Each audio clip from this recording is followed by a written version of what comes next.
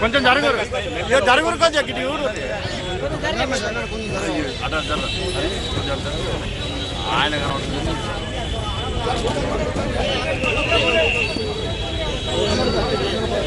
అందరికి వస్తాయి మస్తు ఉన్నాయి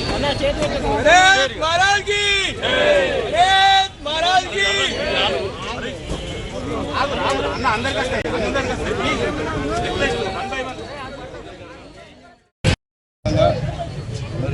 ప్రకృతిని కాపాడే విషయంలో మట్టి మున్సిపల్ శాఖ తరఫున పంపిణీ చేస్తున్నట్టు మట్టి గణపతుల పంపిణీ కార్యక్రమం మరి ప్రకృతి కాపాడడానికి ప్రకృతిని పూజించే హిందుత్వంలో ప్రకృతిని పూజించి మరి ప్రకృతిని మళ్ళీ ప్రకృతిలో కలపడం ఒక ఆనవాయితీగా వస్తుంది. మనం మట్టి గణపతులను ఈరోజు పంచడం జరుగుతుంది. ప్రకృతి ప్లాస్టర్ ఆఫ్ ప్యారిస్ కంటే మరి మట్టి గణపతులనే పూజించాలని అనాదిగా వస్తున్న ఆచారం. మరి దానిని సాంప్రదాయంగా మనం ఈరోజు మున్సిపల్ శాఖ నుంచి పంచడం జరుగుతుంది. దీనికి సహకరించిన ప్రజలందరికీ నా హృదయపూర్వక ధన్యవాదాలు. జగిత్యాల పట్టణ ప్రజలందరికీ వినాయక చవితి శుభాకాంక్షలు తెలియజేస్తూ మరి ఈరోజు మున్సిపల్ నుంచి వినాయకుల పంపిణీకి మట్టి వినాయకుల పంపిణీ ఇక్కడ అందరూ కూర్చొని అన్ని అమ్మడం జరుగుతుంది కాబట్టి పబ్లిక్ ఇబ్బంది అవుతుందని చెప్పేసి ఈ సందర్భంగా తెలియజేయడం జరుగుతుంది. మరి అట్లాగే ఆనవాయితీ ఏంటంటే మట్టి వినాయకులు పెట్టుకోవడం చాలా మనకు గత కాలం నుంచి మనకు ఆనవాయితీ ఉంది కాబట్టి మట్టి వినాయకుల్ని ప్రోత్సహించాలి ప్రతి ఒక్కరు అని చెప్పేసి ఈరోజు మట్టి వినాయకుల పంపిణీ చేయడం జరుగుతుంది. మరి అందరూ కూడా కాలుష్యాన్ని నిర్మూలిద్దాం, పర్యావరణాన్ని కాపాడదామని చెప్పేసి అందరూ మట్టి వినాయకుల్ని ప్రోత్సహించాలి. ప్రతి ఇంటిలో మట్టి వినాయకుల్ని పెట్టుకోవాలని చెప్పేసి ప్రతి ఇంటికి తెలియజేయడం జరుగుతుంది.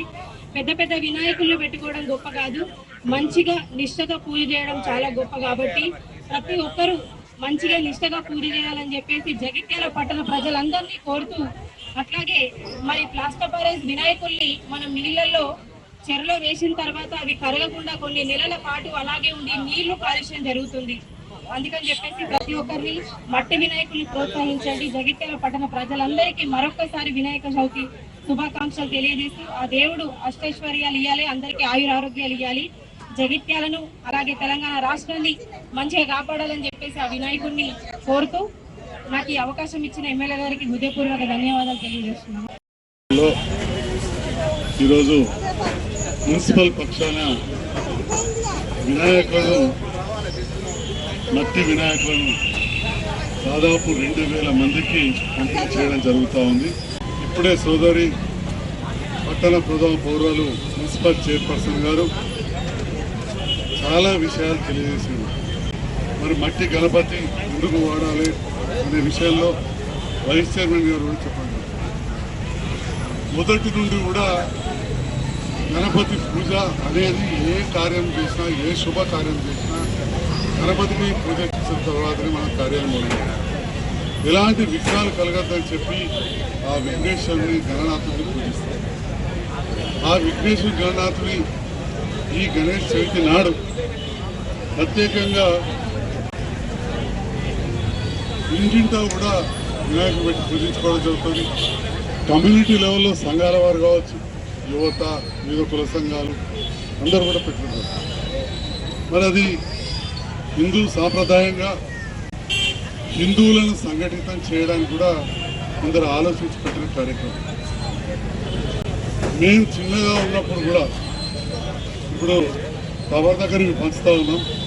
మేము పుట్టి పెరిగిన ఇల్లు టవర్కు 100 అడుగుల లోపలనే ఉంటుంది, పక్క చౌరస్తా కాడ. అప్పుడు మా పార్టీలు ఉండే 1973-74 ప్రాంతంలో మాకు పార్టీలో పెద్ద వేప చెట్టు కూడా ఉండేది. ఈ మట్టి గణపతిని పూజించుకొని పూజ అయిన తర్వాత సాయంకాలం ఆ చెట్టు బుర్రలో పెడదాం. అది వానకు కరిగిపోతుంది. ఒక బుర్ర మొదటి నుంచి కూడా మట్టి గణపతిలో పెట్టుకొని నీళ్ళలో వేస్తే అది నిమజ్జనం అవుతుంది. మరి అది శ్రేష్టం, ధర్మం కూడా అదే చెప్తారు. మనం అట్టి గణపతిని 9 రోజులు పూజించుకొని నీళ్ళలో ఎందుకు వేస్తాం, నిమజ్జనం ఎందుకు వేస్తాం? నీళ్ళల్లో అది విలీనం అయిపోవాలి, నీళ్ళలో కరిగిపోవాలి, చెరువులో ఉన్న మట్టిలో అదొక భాగం కావాలని చెప్పి మట్టి గణపతి అయితే అది సాధ్యమవుతుంది. ఏదైతే ప్లాస్టర్ ఆఫ్ ప్యారిస్ పెద్ద పెద్దవి పెట్టుకుంటున్నామో అది చూడడానికి బాగుంటుంది, కానీ వాస్తవానికి మనం అనుకున్న రకంగా అది చెరువులో పూర్తి స్థాయిలో వాగులలో కరగదు. దానివల్ల కలుషితం అవుతుంది. అట్లనే ఆర్టిఫిషియల్ కలర్స్ వల్ల కూడా చాలా ఇబ్బంది అవుతుంది తీసుపట్టుకోండి. చూడండి, మా చైర్మన్ గారు వైస్ చైర్మన్ గారు పట్టు గణపతి మట్టిది ఎంత చక్కగా ఎంత ముద్దుగా ఉన్నదో మనం చూడవచ్చు.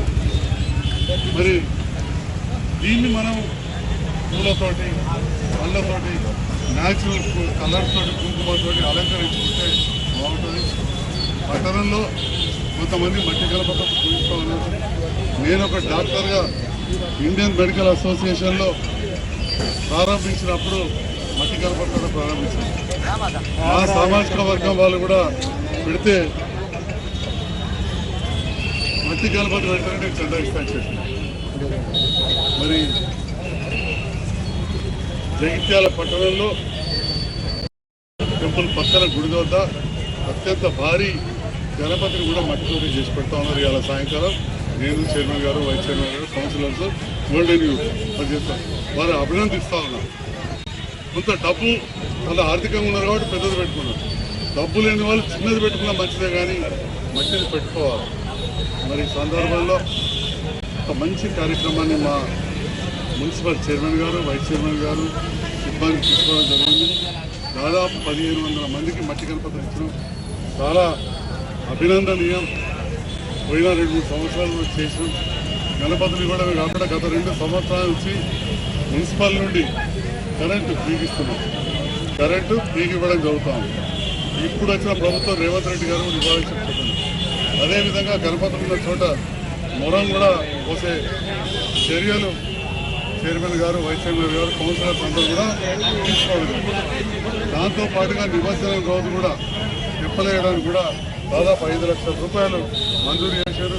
ఇప్పుడు ఆ ప్రాంతం కూడా గతంలో చింతకుంట చెరువు వద్ద చాలా ఇబ్బంది ఉండేది. ప్రాంతం కూడా చాలా పరిశుభ్రంగా ఉన్నది.